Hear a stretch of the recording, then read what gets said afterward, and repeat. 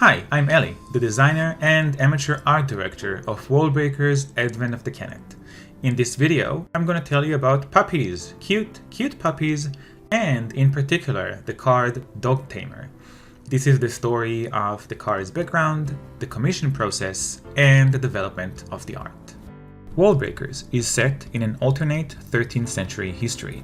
The branching point between our world and Worldbreakers is the discovery of a substance called mithium, which allows people to amplify their natural abilities. One of the early elements, both mechanic and thematic, of the game were the guilds, these organizations that know how to use mithium. One of these guilds was called the Earth Guild, and initially it was modeled as a very religious, fundamentalist organization. The Earth Guild had a cycle of cards that show devotion, and they allow you to either gain a standing with the guild or sacrifice that standing for a one-time bonus. However, briefly afterwards, we switched to a more alternate history 13th century setting, and we've chosen to represent the Earth Guild as being composed mostly of the Mongol people. And then the mechanic evolved into migration, this idea that you can either settle in place to get a standing or search greener pastures, which is represented by spending a standing for a one-time bonus. And this is where the Puppers come into play. We wanted to represent different aspects of Mongol migratory life, and one of the animals that really popped up are these beautiful Beskar dogs, which are extremely resilient and have evolved to live in the harsh Mongol steppe. Hence, the Dogtamer. This is the smallest card in this cycle of migration cards, so I wanted it to be cute and whimsical and fun, and to highlight this noble breed of dogs. Let's talk about the brief. The briefs for Worldbreakers had 4 parts to them. The first one is a description. This is usually 1 to 3 paragraphs that describe what is happening in the illustration. The next one is the palette. Since we have 4 guilds plus neutral cards, each of them has their own color identity, and that slide introduces that. The third part is technical specifications, and these remained pretty much the same. They talk about DPI, image size, and so on. And finally, there's a series of slides between 1 and maybe even 10 that has inspiration and references. Here is the description for Dogtamer. This is on the short side, but I think it's pretty typical of the kind of briefs that I wrote. We're describing the character, their age, their gender, their overall look. We're describing their clothing or any other elements of their costumes. We're discussing the surrounding, in this case, the different dogs. And we're also describing any amount of action. And I want to emphasize that last part. Many of the briefs I've been reading from other people, they really focus on the aesthetic elements and how things should look. I really liked including at least 1 or 2 sentences about a change or a transition that is happening. In my opinion, it makes the illustrations and the cards much more interesting to look at. 2 last thing, the brief mentions the guild or the faction of the card. In this case, these are the Mongols, led by Cutulun, and they're part of the Earth Guild. And 2, it talks about the general mood of the illustration. Again, as I mentioned before, in this case, it's all about being whimsical and fun and showing the love between the boy and his dogs. Next is the palette. In this case, this is the Earth Guild. It's brownish, reddish. This is a reminder for the artist that the general tone and the general color scheme of the card should focus on these colors. And this is especially important for 2 reasons. One, aesthetically, if you want the card, the physical card, to look nice, I think it's important that the color of the illustration meshes well with the color of the frame. And since every guild has its own card frame, we want the illustration to mesh with that. You can see it very nicely in Magic the Gathering. Red cards are red, blue cards are blue, not just the frame, the illustration itself. The second reason that we want to do this is to create a cohesive vision within a particular guild and within a particular faction. If we take 5 or 10 or 20 different Earth Guild cards and put them next to each other, We want the viewer to be able to say, oh, these tell a similar story, they come from the same place. Next are the technical specifications. These are the same for every card type, so there's 4 templates of these. In this particular case, a follower should really focus on the follower itself, and we also mentioned image dimensions here. We clarified that this should be realistic, and this is a general note about Worldbreakers cards. And finally, there is a link to the setting documents. To be honest, I suspect most artists do not click on it, but some of them do, and this is why I include it here. The last part of the brief are the different sources of inspiration and the different references. The exact amount varies. Some cards have only 1 slide here, some have more.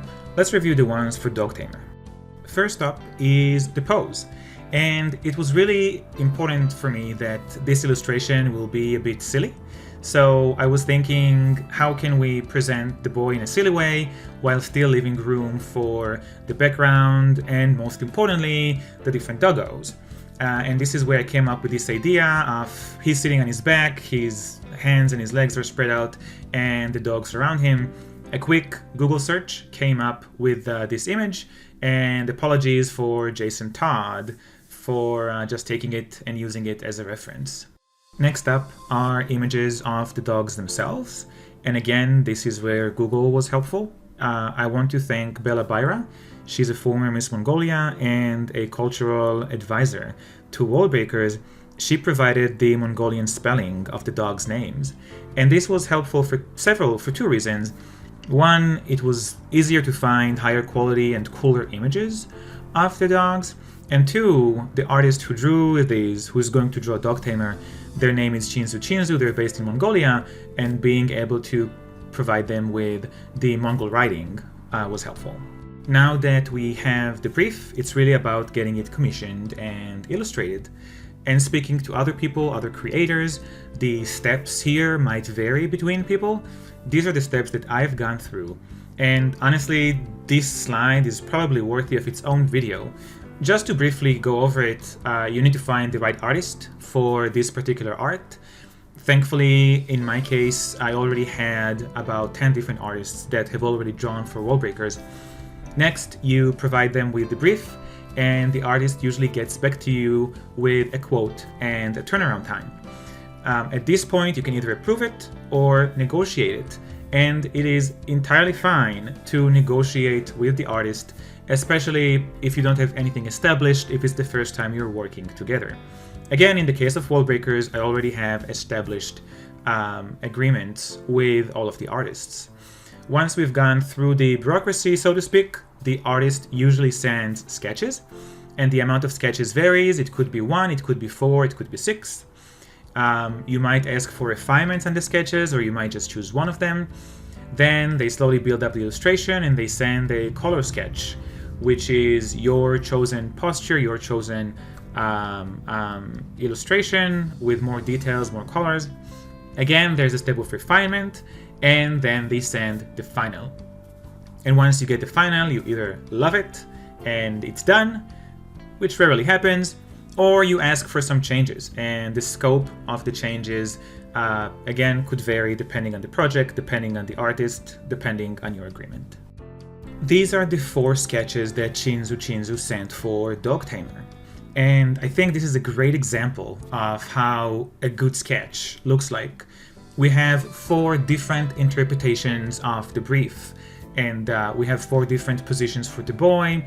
We have different positions for the dogs, and they have different postures, there's different interactions between them.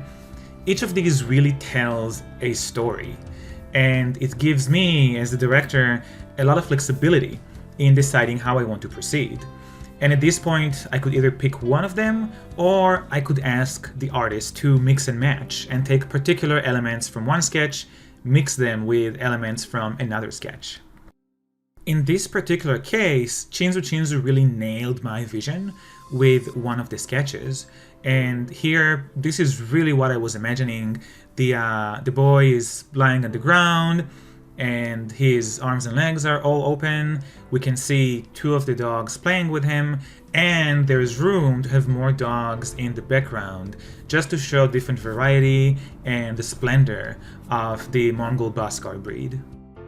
Now that we picked the sketch, it's really time for refinement. And the cool thing about working with Chinzu is that they keep sending updates as they work. Many artists, you choose the sketch and then they go, they work, they come back in a few days or in a week with the next version. Chinzu keeps sending email updates, which I find delightful. And this also allowed me to identify a flaw in the illustration that I really wanted to address before we move into coloring. But first, a brief intermission. During the story of Worldbreakers, the Venetian trader Marco Polo is escaping from everyone else. The Order of Assassins, the Mongol hordes, even the Council of Engineers. However, that's a story for another video. If you want to make sure you don't miss this video, please subscribe to the channel. And now, back to the art. As I was saying, this sketch has a flaw in it.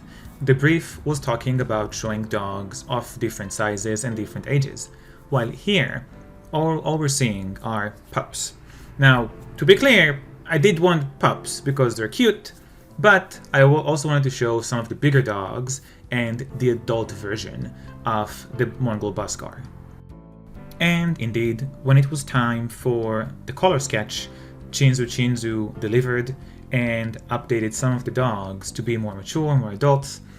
Another cool thing about the transition into the color sketch is that you can go back to the palette that I mentioned, and you can see how this piece is dominated by earthly brown and red tones, which are part of the Earth Guild identity. Finally, there's touches that I didn't even ask for and really come from the artist's imagination. For example, including this cute little bow and arrows. This really shows that even though this boy is playful and even though his responsibility is the dogs, he is still a warrior and he is still a master archer.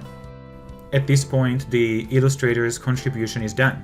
The piece is complete. I loved it. I think it looked beautiful. It delivered on the scene I had in my mind. One minor change was cropping it a tiny bit. And this really depends on the piece and on the card. Sometimes no cropping is necessary. In this particular case, I felt that there was a sliver of background that was really not necessary. And since the real estate on the card is so precious, I just trimmed it a little bit to make sure that we can get as much of the Dogtamer and of these cute, adorable puppies as possible. And finally, here is Dogtamer in all of his glory. And this one, once again, it looks beautiful. I really like how the background blends into the card frame, and you can really see all the details. You can see the boy's happy expression. You can see these three playful puppies that are around him. You can see the two solemn, bigger dogs in the background. You can see the bow and the arrow. All of the elements are here, and they tell this story about this person who is part of the Mongol people. Two last notes. I'm going to include a link to Chinzu's ArtStation in the description of this video. If you are looking for an illustrator, I strongly recommend them. They are amazing, beautiful art, super talented person, and very communicative and prompt in their responses. So check them out. And once again, please subscribe to the channel. This is a new channel. Every subscriber really helps me generate more of this content. Thank you for listening and have a wonderful day.